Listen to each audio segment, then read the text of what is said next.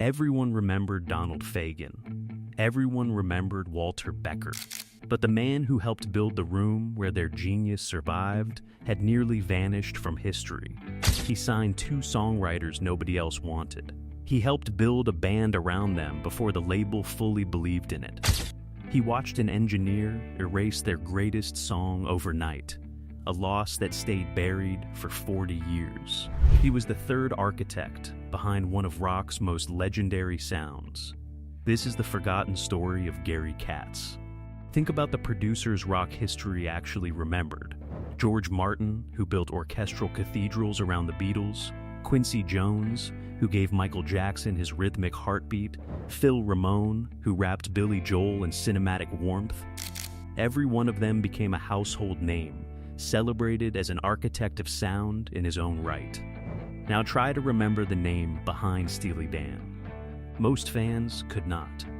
And yet Gary Katz produced every single Steely Dan album, from the 1972 debut, Can't Buy a Thrill, all the way through 1980's Gaucho. 7 records. All commercially successful, many reaching gold or platinum status, every one of them bearing his production credit. For over a decade, Donald Fagen and Walter Becker refused to make a record without him. That loyalty was the first clue that something did not add up. If Katz was simply pushing buttons in a control room, why did two of the most notoriously difficult, cynical perfectionists in the music business insist he be there for every single session? Why did they trust him more than almost anyone else in the industry? Before we continue, don't forget to like and subscribe to the channel. Part of the answer was that Katz never wanted the spotlight in the first place. Guitarist Jeff Baxter, who worked closely with him in the early years, remembered that recording under Katz required a complete absence of ego. Katz would call musicians late at night, play them a nearly finished track over the phone, and simply ask what was missing. He never forced a heavy hand onto a performance. He viewed his entire job as one discipline, and one discipline only, making good records. That instinct for talent was not limited to Steely Dan. Over the same years, Katz's ear for something special helped launch Jim Croce, helped bring Chaka Khan and Rufus into view, and helped guide artists like Prince and Dire Straits as they rose toward major label success. Ricky Lee Jones and Christopher Cross would later win Grammys under his guidance. This was not a lucky man standing near talent. This was a man who kept finding it, again and again, across an entire era of American music. That humility was exactly why history nearly erased him. Producers who chased credit tended to get remembered. Producers who chased quality tended to get forgotten, no matter how essential they had actually been. But a closer look at the tape boxes told a very different story. One where Gary Katz was not standing beside the genius of Steely Dan. He was quietly helping build it, one impossible session at a time. Long before there was a Steely Dan to produce. There was a kid from Brooklyn who grew up with Chuck Berry and Fats Domino crackling out of a transistor radio. Gary Katz loved music with the kind of hunger that only came from a childhood spent listening through static, waiting for the next song to hit. His first real break came in the songwriting factories of the Brill Building, the legendary Manhattan hub where entire careers were built one pitch at a time. Katz landed a job at a publishing house there as a song plugger, working under Bobby Darin. It was an education in the music business that no classroom could have offered. He learned how songs got placed, how radio programmers thought, and how a single relationship could make or break a career. Then, history intervened. In 1968, Robert Kennedy was assassinated, and Darin was deeply shaken by the political climate and the loss. Katz watched a mentor he admired step away from the mainstream music world for a time, and it left a mark on him that never fully faded. For a generation that remembered exactly where they were when the news broke, that moment carried a weight no chart statistic could match. Katz moved on to another label, working for a time in the business and learning, take by take, how a producer actually shaped a record rather than simply capturing it. It was hands-on training that most staff producers never got, and it gave Katz a technical fluency that that would matter enormously once he found artists worth that level of attention. An opportunity soon arrived that would eventually change American music. In 1970, working as an independent producer, he signed a teenage singer named Linda Hoover to a New York label after hearing her booming voice win a regional talent contest in New Jersey. For those sessions, Katz made a decision that history would later recognize as pivotal. He paired Hoover's traditional folk voice with the strange jazz-inflected arrangements of two unknown musicians out of Brooklyn. Their names were Donald Fagen and Walter Becker. The Linda Hoover record never got released, but it marked the first time Fagen and Becker's music ever touched professional multi-track tape, and Gary Katz was the man who put them there. In 1971, Katz relocated to Los Angeles to take a job as a staff producer and talent scout for a major record label, hunting for the strange, underground acts nobody else in the building understood. He brought two names with him from New York. Nobody else wanted Fagen and Becker. Katz was one of the very first people who ever did. At the label, Fagen and Becker were put to work as staff songwriters, expected to churn out simple, 3-minute pop songs for the label's existing acts. It was a disaster from the start. Their material was too strange, too dense, too intellectual for anyone else to sing. Song after song got rejected by artists who had no idea what to do with lyrics that sounded more like short fiction than radio hooks. Go back, Jack, do it again. Katz saw what everyone else missed. He convinced the label's president to keep Fagen and Becker on staff, all while quietly pushing for something the label had not fully committed to. He was not going to hand their songs to other artists. He was going to help build a band around them from scratch. Katz assembled the pieces one by one. He brought in guitarist Jeff Baxter and drummer Jim Hodder from the East Coast. He paired them with jazz guitarist Denny Dias, who Fagen and Becker had met through a classified ad in a New York newspaper. Out of nothing, a band called Steely Dan began to take shape, built entirely around two songwriters who had never wanted to front a conventional rock band at all. The sessions for Can't Buy a Thrill nearly fell apart before they started. Fagen and Becker refused to enter the studio without a specific engineer, who was away on vacation, and the delay infuriated the label's executives, who had already advanced serious money against a band that did not even have a stage show. Then, when recording finally began, the label demanded a full touring schedule to support the album. That request terrified Donald Fagen, who was privately insecure about his voice and had no interest in being a frontman. Against Katz's strong objections, the label brought in singer David Palmer to handle lead vocals on select songs and touring duties, while Jim Hodder took the lead on the loping Midnight Cruiser. It was an uneasy compromise, but the album that emerged in November 1972 reached number 17 on the charts, powered by the electric sitar groove of Do It Again and the driving harmonies of Reelin' in the Years, which climbed to number 11 on its own. A band that barely existed a year earlier had arrived, fully formed, on FM radio, and it never sounded like anything else on the dial. The triumph did not last long on the road. A second album, Countdown to Ecstasy, followed in 1973, but it was the tour behind their third record, Pretzel Logic, in 1974, that nearly broke Fagen and Becker for good. Bad venue acoustics swallowed their intricate arrangements. Long bus rides wore down two men who had never wanted to be performers in the first place. By the end of that tour, they made a decision that stunned the industry. They were done touring, permanently. That choice meant dissolving the original band entirely and turning Steely Dan into something the industry had never really seen before. A studio-only project built around two songwriters and a rotating cast of the finest session musicians in the country. Record labels of that era survived on touring revenue. Refusing to tour looked, to most executives, like commercial suicide. Gary Katz became the man standing between Fagen and Becker's vision and a furious label.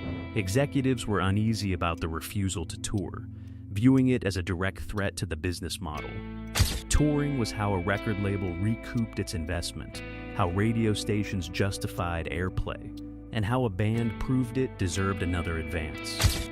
2 songwriters announcing they would simply stop, with no band and no manager left to speak for them, sounded to most executives like the end of a career, not the beginning of a legend. Katz used every ounce of his corporate leverage to protect them, eventually helping create the space they needed to work away from label pressure.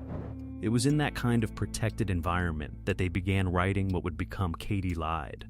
Katz was not simply defending an artistic whim. He was buying 2 obsessive perfectionists the one thing they could not buy for themselves: the freedom to work without anyone standing over their shoulder and the time to get every note exactly right.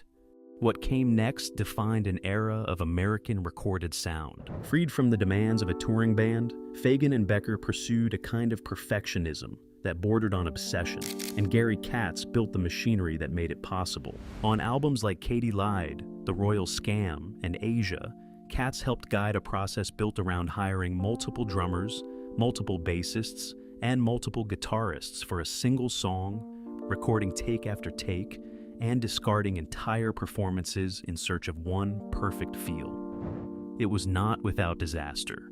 During the mixing of Katy Lied in 1975, a malfunction in the DBX noise reduction system compromised the sound, and the damage could never fully be undone.